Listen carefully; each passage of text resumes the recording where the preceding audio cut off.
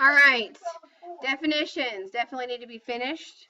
And then you need to make sure that you moved on and you choose one word from your vocabulary list to fill out this word map. All right? I'm going to check that on Friday too. So if you need to make sure and take this home and do some extra work on that, that's fine. You have to find your synonyms, antonyms, pronunciation, part of speech, sentence, and then your definition. All right.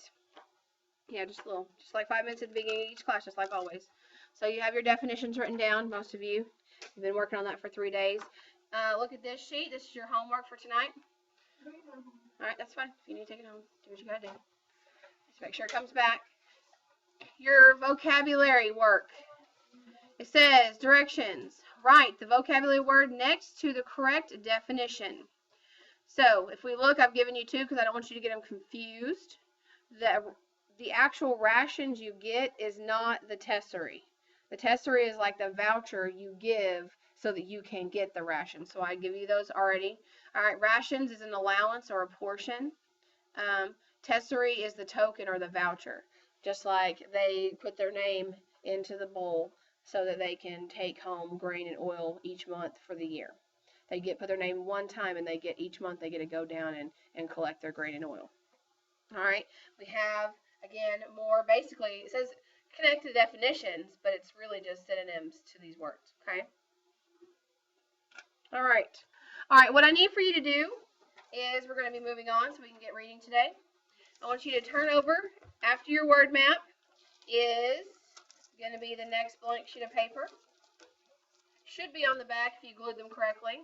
If you didn't glue them correctly, then it's, just on the next sheet, please.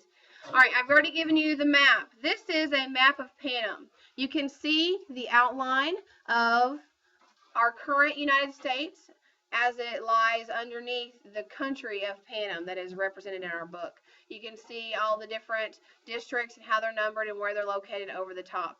Now, what I'm going to have you guys do, because you all picked a district today, I'm going to have you glue your map in, highlight the district you belong to, all right? Highlight the district that you belong to. And then, as we read through the book, we're going to be just figuring out what their chief industry is, like what is their major production. We know that District 12 produces what? Coal. So, as you get through, glue this in, highlight, and you're going to write chief industry by district. We're going to number down all the way to 12, and we have coal is what number 12 does. All right, District 12 is major producer of coal. Please make sure that you glue your map in it up at the top of your page. Don't just like glue it random. You won't have enough room to write at the bottom. So glue it right up here at the top, highlight, and then write. I'm going to give you about 5 minutes to get that glued and done, and then we're going to move on. All right? Okay, 5 minutes. Go. All right, since we're all done, we're going to go ahead and move on. Now, if we look at, how's this going to show up? Oops.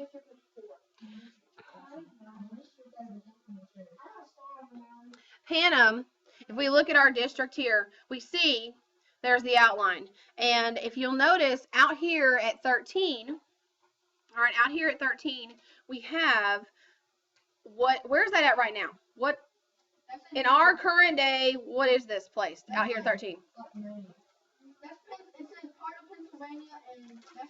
What government area is over there right now? Really? Can someone give me a right answer? Where is our current capital of the United States? Thank you. Washington, D.C. If we look over here, 13, that's Washington State. Oh, yay. Okay, now, Washington, D.C., we have over here, and that's where 13 is, and that was what was bombed into oblivion, just vaporized, all right? If you'll look, we see over here where the capital is, all right? You'll see where the capital is. That is in the middle of what state? Or in what state? Do you guys know what that one is? Colorado. Colorado, yes. Now, in Colorado, there is a naval base. It's called NORAD. Now, that is real. It's not fake like this book. All right, NORAD is a major like military hub. They do satellite information. It's like a fallout shelter for a lot of people. You could go in there and they could bomb the mountain and people would still be safe. Um, Not Godzilla. No, not Godzilla. You're goofy. Okay, let's look on here. I want to continue talking about this while you're looking at this picture. We have, if I can get this on to the next one. All right, the nation of Panem is the setting for the trilogy. It rose from the ashes of what was North America, which had been devastated by global nuclear war and major climate change, which we talk about the way the shape of the country is now. It's because that is all water. Because the oceans have, come in, and because of all the different, weather changes. Like, kind of. Um, The citizens of Panem are controlled by the capital. These citizens make up the 12 other districts. The capital is located in the Rocky Mountains. Long after the global war and 75 years before the start of the first novel, there was a civil war within Panem, which the districts rebelled against the capital. The time is considered the Dark Days and has resulted in the reported destruction of District 13 and the creation of the Hunger Games. So we have, this area was destroyed, and now because the capital is ruling all of this area, they have the Hunger Games to remind them that we have power over you. All right, as revealed in the third book, The Mockingjay, Panem comes from the Latin phrase panem et circenses, all right, which means bread and circuses. This is a reference to the actual games, by which it is meant that the people of the capital give up their political rights for plenty of food and entertainment.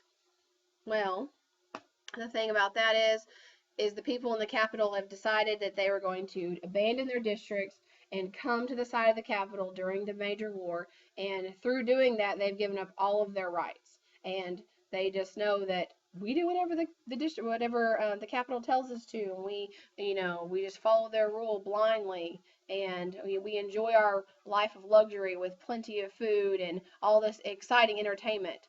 Well, that's the way they view the games, because they were on the technical winning side. They were on the winning side of the capital.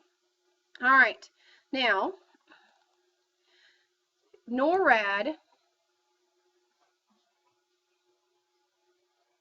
All right, NORAD is a military base, and you can see here there is a mine entrance, or there's a mountain entrance into the side of the mountain. There's a giant hole where you can drive in, which is what they're going to talk about in chapter 4, how they come into the mountain, and that is the major barrier that kept everyone from attacking the capital. That's why they ended up winning, is because of that mountain. And NORAD itself is a giant military base within a mountain, so it kind of is going along those same lines. She's using a lot of real life stuff to talk about, the fictional things in her book. And the pictures here, we see the different, media rooms where they have all the computers and all the screens that are a lot like in the book, where they have the during the games, they come in there and they manipulate the different things that happen in the games, the big people with the screens around them, the computers and the big monitors. Well, there's a lot of that inside of NORAD as well. They can track almost anything by satellite. At Christmas time, you can even go to NORAD.com, I believe it is, and you can track Santa's flight across the globe. They do something fun for the kids, so that's pretty fun. But we usually look at that too. But NORAD is an actual place, and it's actually located in our real world, right where the capital is in this book. And so I find it interesting that this major military base is the capital, and District 13, which is Washington, D.C. right now, is District 13, which was destroyed during this major war. So, like, people rebelled against our capital, and in turn, the capital lost and the people won, and they began, they grew into this mighty power here in the center. Yes, 75 years ago in the book. Where like Panem is? Uh-huh. Like North America is water. Mm-hmm. So like where is Katniss hunting? Well, Katniss is hunting in District 12, which is in the wilderness. If you see up here, it says wilderness. All right, so she is on the edges of 12. She lives near the fence region, and she goes off into the wilderness areas, which you find it's very interesting that they're very close to 13. So, they could, if they wanted to, they could run away into the wild and possibly run into any survivors of 13 if there were any. So, all right, what we're going to do is go ahead and open our books and get more into, this is 41, page 41. The last paragraph, well, I guess second to last paragraph.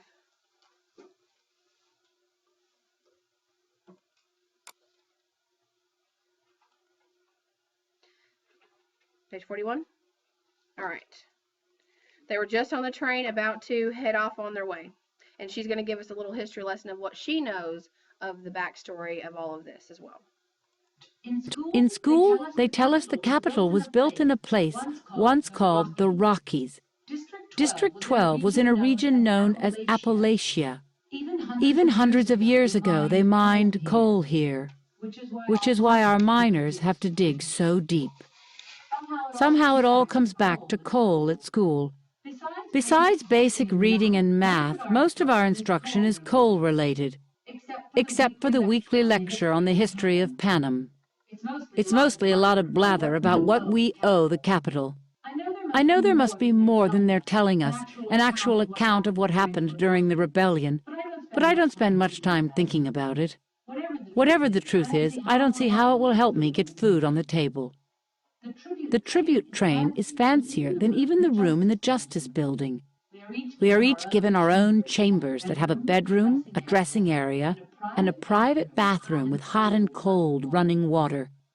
We don't have hot water at home unless we boil it. There are drawers filled with fine clothes, and Effie Trinket tells me to do anything I want, wear anything I want. Everything is at my disposal. Just be ready for supper in an hour. I peel off my mother's blue dress and take a hot shower. I've never had a shower before. It's like being in a summer rain, only warmer. I dress in a dark green shirt and pants. At the last minute, I remember Madge's little gold pin. For the first time, I get a good look at it. It's as if someone fashioned a small golden bird and then attached a ring around it. The bird is connected to the ring only by its wing tips.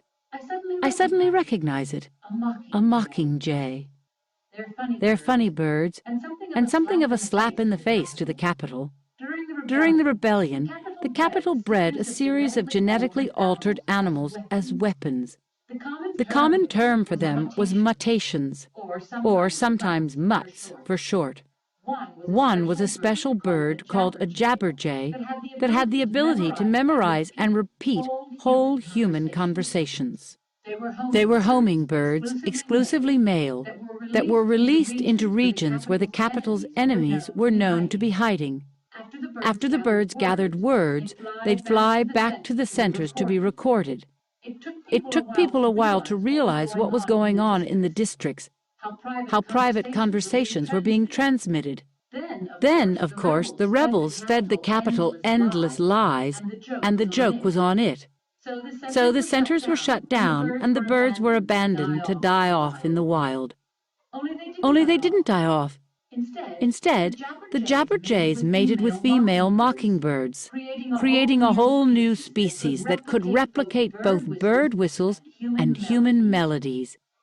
They had lost the ability to enunciate words, but could still mimic a range of human vocal sounds, from a child's high-pitched warble to a man's deep tones. And they could recreate songs, not just a few notes, but whole songs with multiple verses if you had the patience to sing them, and if they liked your voice. My father was particularly fond of mockingjays. When we went hunting, he would whistle or sing complicated songs to them, and after a polite pause, they'd always sing back. Not everyone is treated with such respect, but whenever my father sang, all the birds in the area would fall silent and listen. His voice was that beautiful, high and clear, and so filled with life it made you want to laugh and cry at the same time. I could never bring myself to continue the practice after he was gone. Still, there's something comforting about the little bird. It's like having a piece of my father with me, protecting me. I fasten the pin onto my shirt, and with the dark green fabric as a background, I can almost imagine the mockingjay flying through the trees. Effie Trinket comes to collect me for supper. I follow her through the narrow rocking corridor into a dining room with polished, paneled walls. There's a table where all the dishes are highly breakable. Peter Mellark sits waiting for us, the chair next to him empty. "Where's Hamish?" asks Effie Trinket brightly. "Last time I saw him, he said he was going to take a nap," says Peter. "Well, it's been an exhausting day," says Effie Trinket.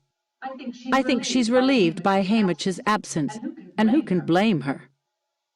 The supper comes in courses: a thick carrot soup, green salad, lamb chops, and mashed potatoes, cheese and fruit, a chocolate cake. Throughout the meal, Effie Trinket keeps reminding us to save space because there's more to come. But I'm stuffing myself because I've never had food like this, so good and so much. And because probably the best thing I can do between now and the games is put on a few pounds. "At least you two have decent manners," says Effie as we're finishing the main course. "The pair last year ate everything with their hands like a couple of savages. It completely upset my digestion." The pair last year were two kids from the seam who'd never, not one day of their lives, had enough to eat. And when they did have food, table manners were surely the last thing on their minds. Peter's a baker's son.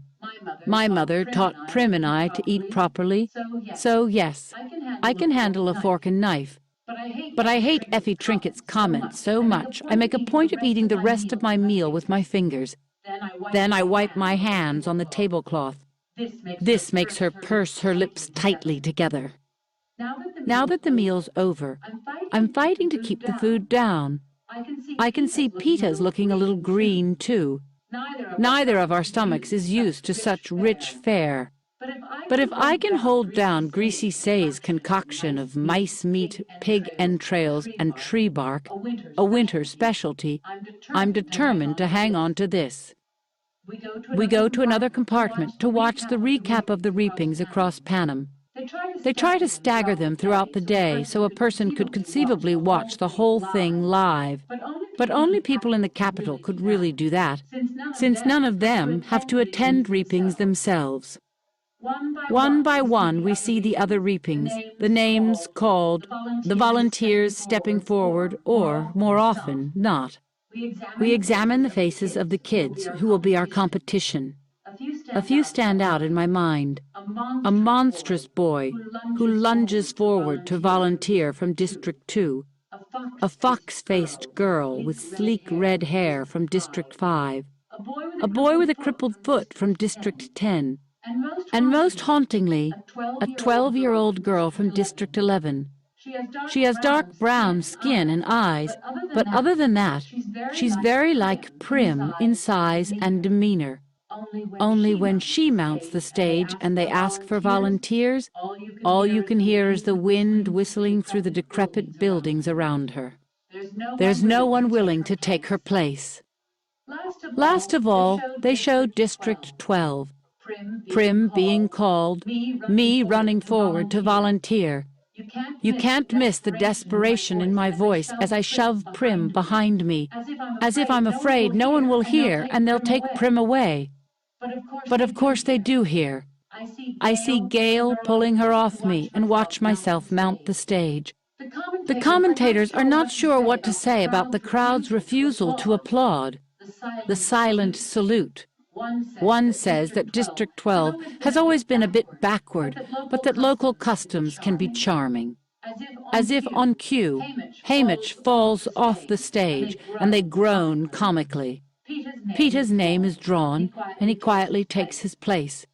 We shake hands. They cut to the anthem again, and the program ends.